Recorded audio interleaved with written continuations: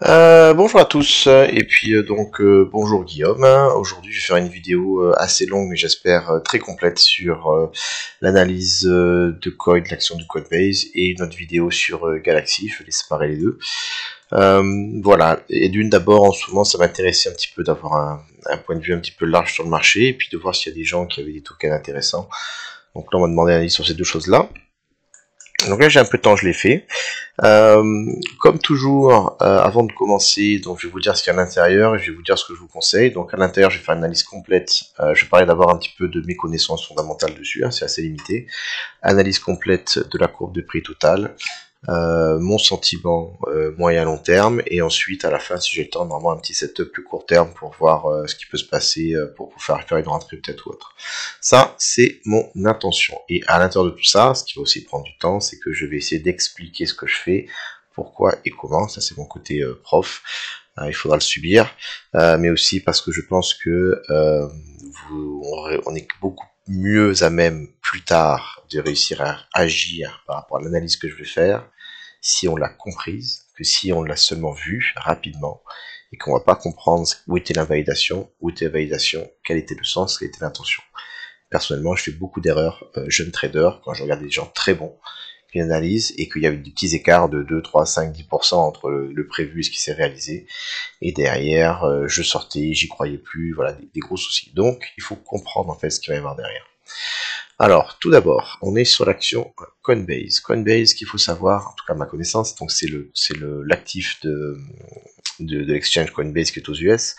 L'avantage de Coinbase et également aussi de Galaxy, c'est que on est sur du stock, on est sur des choses qui sont dans le domaine du Nasdaq, de la bourse américaine, et donc des entreprises, notamment depuis 2021 ou avant, qui voulaient s'exposer à la crypto, peuvent acheter ça. C'est relativement simple pour elles, c'est compris dans leur business plan d'entreprise. Alors que si elles voulaient acheter de la crypto, souvent elles étaient bloquées parce qu'elles étaient limitées par rapport aux risques, aux autorisations, à la sécurisation, à plein de paramètres, au fisc et tout. Et donc, si elles voulaient s'exposer à la crypto, elles passaient par, entre guillemets, des dérivés, des entreprises en lien avec, plutôt que d'acheter la crypto directement. Donc l'action Coinbase listée ici à 430 $, une baisse absolument monstrueuse entre le listing et le bottom de moins 90% en un an, c'était absolument démentiel. Et puis depuis des beaux signes de reprise. Autre chose, excusez-moi j'ai oublié, je vous conseille, avant que je passe à la suite, de faire votre analyse aussi vous-même avant. Prenez une demi-heure, prenez cette carte, regardez, qu'est-ce que vous voyez, qu'est-ce que vous pensez, qu'est-ce que vous utilisez comme outil, et ensuite vous pouvez le comparer à ce que j'ai fait moi, et s'il y a des choses que j'ai faites qui vous ont intéressé, qui vous ont éclairé, qui vous ont remis en question, et bien vous pourrez dès d'une voir dans les semaines ou mois qui viennent ça fonctionne, et de deux éventuellement la réutiliser pour vous, la comprendre, me questionner et donc progresser. Moi j'ai beaucoup progressé comme ça, en regardant des analyses complètes techniques d'autres traders et en récupérant ce qui m'avait plu dans leur façon de procéder. Et je pense que là il y a des choses qui vont vous intéresser dans la façon de procéder. Donc on y va pour l'analyse technique. Donc, premièrement, pour l'instant, toujours pas d'ATH. En soi, très très long terme, hein, plutôt baissier, mais j'y compte pas trop. Ce que je regarde, c'est que depuis le bottom qui a été posé ici, on est en phase haussière. Ce qui va vous intéresser, je vais passer assez vite dessus, c'est cette structure-là. Ça, c'est ce qu'on appelle la phase d'accumulation de Wyckoff. Wyckoff, c'était un technicien qui a expliqué ça. Vous voulez avoir un bottom qui tient quand on accumule, donc quand les gens sont en train d'absorber le prix, que le prix ne descend plus, il y a un bottom, et le wick-off, lui, c'est à un moment donné, donc ce bottom va être perdu, et ensuite va être réintégré. Et ça, généralement, c'est le signe du bottom. On aurait pu avoir ça, imaginer que plus tard on continuera à baisser, mais là, quand on a une belle accumulation avant, cassure, ensuite, ça c'est un signe très très beau. Généralement, ce que ça veut dire, on avait le bottom qui tenait, la smart money achetée, à un moment donné, on est passé en dessous. Quand on passe en dessous, pour beaucoup de gens, c'est un signe bear, parce que quand vous avez un support qui est perdu, généralement, c'est un signe de continuation baissière, jusqu'au support suivant qui est perdu, continuation baissière. Et donc, quand on est ici, quand on perd, il y a beaucoup de gens qui vont vendre, parce que techniquement, c'est la sécurité. et qui a acheté ici souvent la smart money qui est rentrée, et ça c'est un signe de capitalisation, c'est ce qu'on veut à la fin, et après on peut repartir sur toutes les phases du marché. Donc très très intéressant ce bottom là, très beau, très technique et absolument magnifique. Ok. Et quand on perd un bottom, quand on perd un range, toujours ce qui est intéressant, c'est de trade non pas la cassure, mais la réintégration. Cassure, réintégration. C'est ce qui est le plus safe. Passons. Bottom. Impulsion. Pour l'instant, on est haussier, pas de problème. Ok. Ça, c'est ce qu'on voit. Maintenant, à l'intérieur de ça, je vais commencer par travailler mes niveaux horizontaux. Et je suis dans l'ordre ici. Là, j'ai rien, tout est propre. Mes niveaux horizontaux. Pour faire les niveaux horizontaux, je vais commencer en année, 12 mois. Voilà, pour moi, un niveau horizontal, c'est un endroit où le prix est descendu, qu'une bougie s'est arrêtée, et qu'ensuite, il a renversé, soit vers le bas, soit vers le haut. Donc ici, au niveau de mes niveaux horizontaux, j'ai un niveau ici annuel. Voilà, où on est descendu, on a bloqué et on a renversé. Ça, pour moi, c'est un niveau très fort, c'est un support très long terme. C'est un niveau que j'ai. Ensuite, je suis passé en mensuel, en monthly, et je viens ici faire la même chose. Voilà. Par exemple, ici, j'ai eu un niveau, on est descendu, on a tenu, et plus tard, ça a été percuté, donc le niveau a disparu. La pression et la liquidité acheteuse qui était ici a disparu, ça veut pas.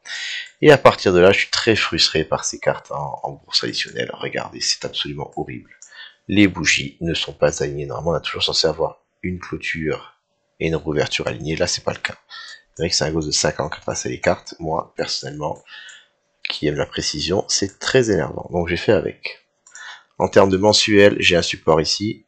On descend, on bloque, on renverse. Ici, j'en ai un aussi, d'ailleurs, qui n'a pas été dessiné. Je pense qu'on va y arriver. Voilà. J'en ai, après on va passer ces tours en mensuel. Ça a été percuté. Ça ici, ça a été percuté ici, ça n'existe plus.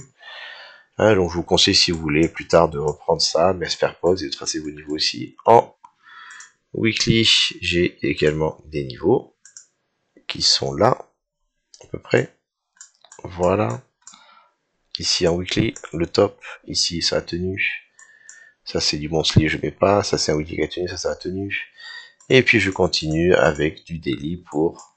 Voilà. Déjà, ça donne une indication de où on est, où sont les supports, où sont les résistances. Le prix est actuellement ici, ça c'est du support, ça c'est du support, ça c'est de la résistance, mes liquidités, et ça c'est les zones creuses où le prix, s'il y va, généralement il peut traverser très vite dans un sens ou très vite dans l'autre. Voilà, juste technique, pas d'analyse pour l'instant. Ensuite, je cherche éventuellement des structures, notamment des canaux. Là, je suis en carte normale. Quand on est en carte normale, ici on voit quelque chose qui n'est pas forcément très structuré. Ok, on verra plus tard qu'on a des ranges, d'accord? Mais quand on a des grosses amplitudes, là on parle quand même d'une bottom à 30 $, qui est montée à 350, on a un x10, venez faire un tour en logarithmique. Et quand on est en logarithmique, on peut voir des choses très très intéressantes, comme ce magnifique canal, qu'à mon avis, il faut absolument avoir noté et en tête. Ok, support, support, support, support, perdu. Support, résistance, support, support, résistance, résistance, support. Et ça, c'est un canal en logarithmique. Je vais aussi vous expliquer un peu ce que ça implique. Ok, tout d'abord le one-to-one, ça veut dire que cette impulsion-là, c'est le même gain en pourcentage que, pardon, contrôle-clic, que cette impulsion-là. Et ça fait aussi des cibles pour du trading. Que cette impulsion-là. Celle-ci, non, elle n'a pas été complète. Et potentiellement que celle-là. Voilà, vous voyez. Et à chaque fois, comme on est en logarithmique, cette amplitude-là, c'est une amplitude de 180%. Ok, ça va correspondre à cette amplitude-là. Également de 180, 200... Ouais, j'ai du mal pour mon bottom, excusez-moi, mais on va y être, voilà. Pourtant, ici, ça correspondait à passer de 30 à 80, 50 $ de plus, et ici à 118 $. Parce qu'en logarithmique, une fois qu'on est, quand on a 30 $, il en faut 30 pour faire un x2, une fois qu'on est à 100, il en faut 100 pour faire un x2. Maintenant, là où ça va paraître bizarre, mais en même temps très intéressant, si je repasse en carte normale, ça donne ça. Voilà. Il faut comprendre que le logarithmique, en fait, c'est une façon de mettre à plat l'exponentiel. Imaginons que ça c'était un fois 2,5, fois 2,5, fois 2,5, fois 2,5. Et quand on est là, on voit que le canal en logarithmique correspond absolument à rien en normal. Mais c'est pas grave, je vais le garder. On voit aussi que en fait c'est le truc qui bug. En fait, qu'en logarithmique, mon canal, il aurait été comme ça et comme ça. Voilà. Mais ça, le trading view n'y arrive pas. Et on voit que du coup, ça correspond bien à, quand on est régulier en logarithmique, c'est qu'on est en fait on est en phase exponentielle. Et vous comprenez bien que quelque chose qui est exponentiel ne peut pas durer indéfiniment. À un moment donné, il va arriver à sa fin. L'avantage d'avoir ce joli canal en logarithmique, c'est que on peut le trade comme un canal normal, et là ça va être très intéressant. Plusieurs façons, ok. Canal, sortie de canal par le bas. Bon, c'est le plus dur à trade, parce que souvent c'est un peu mou comme sortie, mais en tout cas ça veut dire que la phase exponentielle est terminée. On devrait latéraliser et normalement ensuite renverser, bear market.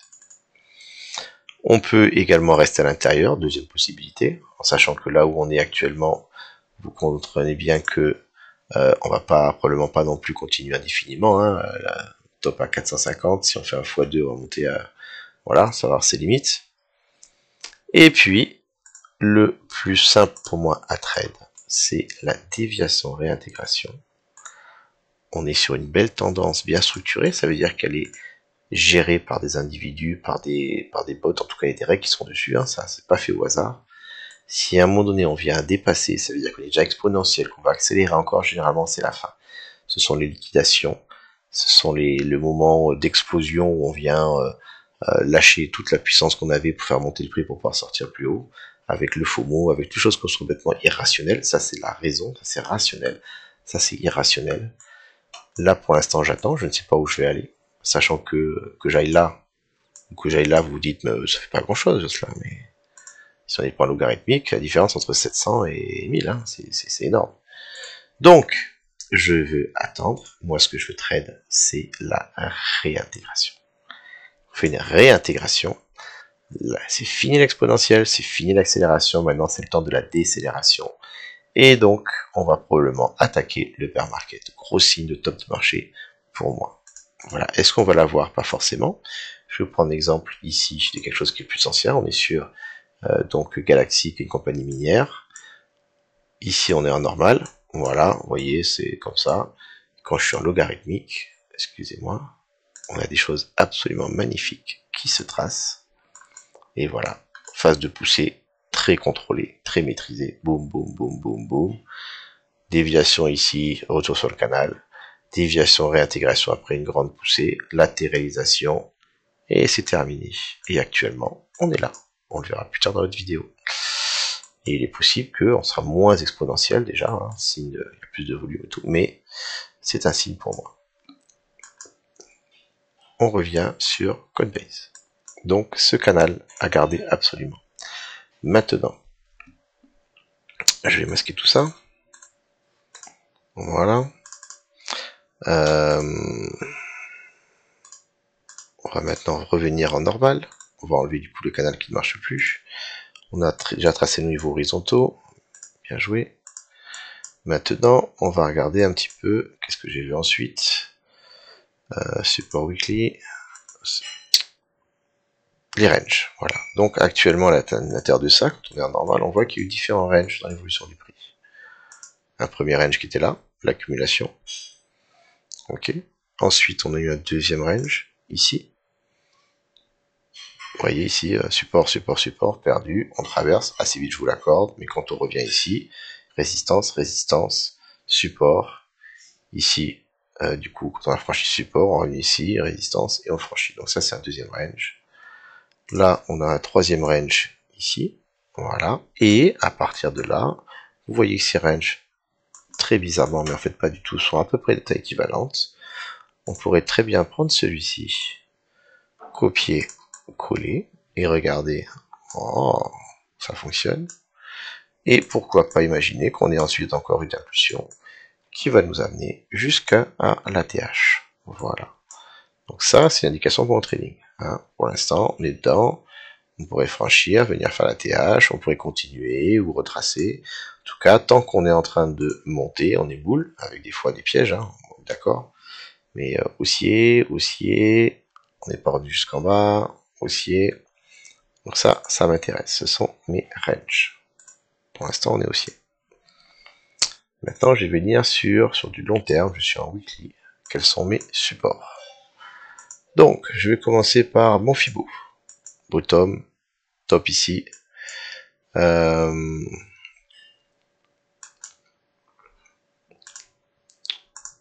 dans le bon sens celui-là. Fibo il est comme ça, pardon, plutôt. Ok, ça c'est le Fibo de la résistance. Donc j'avais ici, on va le reprendre quand même, mon volume total. Vous voyez, quand je vous ai dit qu'il y a eu la liquidation et tout, regardez, tout le volume échangé sur l'action, c'est fait ici. Grosse accumulation. Tout ce volume, il était là. Ici, très peu de volume, et donc probablement qu'après, en fin de bull run, si je retrace ça, j'aurai ici une petite boulette de vente, de distribution. Pour l'instant, elle n'est pas encore ici. Voilà, j'ai par contre une zone valeur Hello qui est là, qui actuellement va être support. J'ai une trendline actuelle qui est ici, un support donc en normal. Et pour ces raisons-là, si je rajoute mes niveaux horizontaux, weekly, j'ai pour moi potentiellement un support, parce qu'ici j'ai ma trendline qui tombe sur une weekly, alors que ici j'ai rien, qui tombe sur cette zone-là. Ça vraiment pour moi c'est le niveau à pas perdre. Tant qu'on est au-dessus de ça, on devrait continuer à monter. Si on perd ça, ça fera déjà très bas, mais c'est très bear, c'est bear market, c'est reparti pour du long terme. Et éventuellement, ce niveau-là est intéressant. Si on vient faire un ATH, peut-être que dans 2 ans, on pourrait revenir et tenir ça en support pour faire une nouvelle phase haussière. Le support, il est quand même assez beau, faut le garder en tête. Voilà. Mais bon, actuellement, penser qu'on va venir au-dessus, ce serait assez étonnant. Donc c'est pas grave, tant pis, le train est parti. Je vais donc commencer à venir sur un niveau plus court terme. Si je suis en daily et que j'avais vraiment envie d'en acheter ou de faire quelque chose, qu'est-ce que je vois? Voilà, il y a des gaps partout, c'est assez moche. Je vais commencer encore, je vais prendre mon Fibo, depuis le bottom jusqu'au top. Ok, je vais enlever les horizontaux. Je viens tracer mon volume sur le range qu'il y a eu ici. Je vois que ce range, j'ai une zone basse, un peu pour une zone haute. Et je me donne pour moi pour l'instant un support qui est ici qui m'intéresse parce que ce serait valider ce range en support, retour sur le range et rebond. Ça me fait une prise des liquidités actuellement qui attendent ici. C'est intéressant pour le marché pour reprendre de l'élan. C'est la zone haute du volume, c'est le 382. Voilà. Et par contre, j'imagine que je suis sur ma trendline, mais c'est pas trop grave. Donc personnellement, ça m'intéresse. Mon invalidation, elle est assez simple. J'ai le 382 à pas perdre. Voilà, si je passe en dessous, c'est qu'on réintègre le range. Souvent, on va aller au moins jusqu'au d'un coup dans le plus bas. Donc ça, pour moi, ce serait un setup en daily. Et si je viens un peu plus dans le détail, je prépare ici en 4 heures. Plus précisément, pour être encore plus précis, hein, j'avais ici mon niveau que j'avais tracé là, mais qui était quand même assez loin et assez moche. En 4 heures, actuellement, ce qui m'intéresse, c'est cette construction-là, accumulation de liquidités, qui généralement aime bien se faire prendre pour me faire un joli rebond. Est-ce que ce rebond il sera complet? Est-ce que ce rebond est partiel? En tout cas, ici, j'ai une bonne probabilité de pouvoir faire un petit pourcentage facile, et après, je peux clôturer une partie, sécuriser, et puis laisser le reste courir en espérant que je ne sois pas trompé sur mon analyse long terme et qu'on soit bien toujours haussier pour aller faire un ETH. Voilà. Et inversement, en termes de résistance, en 4 heures, j'identifie cette zone-là qui est grosso modo le niveau support résistance du top où on bloque. Qui correspond également à une daily. Et j'avais une daily ici que je viendrai un petit peu toucher, mécher. Voilà, perso, mon avis là-dessus. Je vérifie que je n'ai rien oublié. Voilà, on avait le range qui était là. Non, pas trop utile. Donc on analyse sur Coinbase, sentiment bullish, phase d'accélération exponentielle actuellement, puisqu'on est contenu dans un canal en logarithmique. Pour moi, ce canal est l'élément à observer pour éventuellement anticiper le moment où je vais latéraliser ou retracer. En attendant, ce qui m'intéresse, si je devais agir dessus, serait peut-être à l'achat. Donc forcément acheter une zone un peu plus basse. En termes de retracement, selon la force de la baisse, on pourra avoir un setup ici, donc assez proche quand même. Et s'il n'est pas là, cette zone-là ne m'intéresse pas. Je veux retourner sur un bas structure. Et donc, on serait sur ici. Voilà, j'espère que ça vous sera utile. J'espère que vous aurez surtout compris. Je vous conseille de revoir ça et éventuellement de dessiner tout ça sur votre carte à vous pour pouvoir vous en souvenir plus tard et vérifier si ça a fonctionné. Et puis, je vous souhaite une bonne journée.